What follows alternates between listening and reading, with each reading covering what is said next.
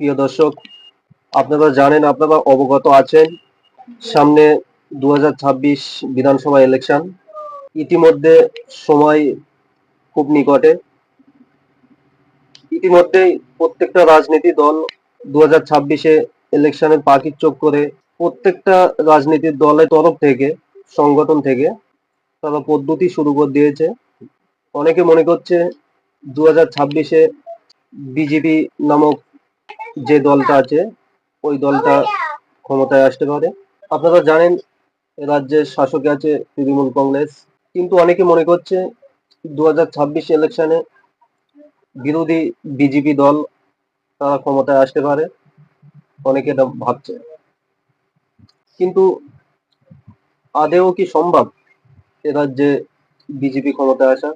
কারণ এ রাজ্যে যেভাবে তৃণমূল কংগ্রেস টিএমসি দলটা উন্নয়ন নিয়ে কাজ করছে, লক্ষ্মী ভান্ডার উন্নয়ন নিয়ে তারা মানুষের দ্বারে যাচ্ছে, দিদির উন্নয়ন নিয়ে মানুষ এটাও বলছে অনেকে যে শাসক দল যেভাবে উন্নয়ন করছে এই বাংলায়, অবশ্যই আবার শাসক দল 2026-এ শাসকই থাক, এটাই ভাবছে। কিন্তু অনেকে ভাবছে বিজেপি হয়তো ক্ষমতায় আসবে। এটাও অনেকে মনে করছে যে বিজেপি দলটি 2026-এ যতটা সিট আছে আরো কমে যাবে। অনেকে ভাবছে শাসকে তারাই আসবে। সঠিক কোনটা এখন তো বলাটা সম্ভব নয়। 2026-এ ইলেকশনের পরে সেটা জানা যাবে।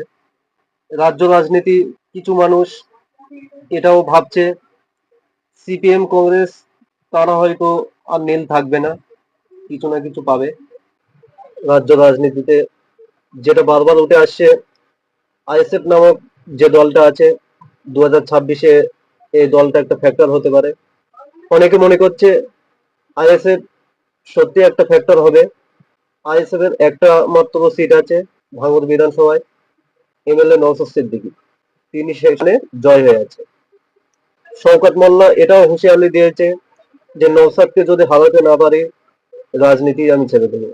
প্রিয় দর্শক, আপনারা কমেন্টে জানাবেন আপনাদের মূল্যবান মন্তব্য। এমন ভিডিও দেখার জন্য সর্বদাই চোখ রাখুন নিউজ হল 24-এ। আর যদি আমাদের চ্যানেলটা সাবস্ক্রাইব না করে থাকেন, অবশ্যই সাবস্ক্রাইব করে আমাদের ইউটিউব পরিবারের গুরুত্বপূর্ণ সদস্য হয়ে যান।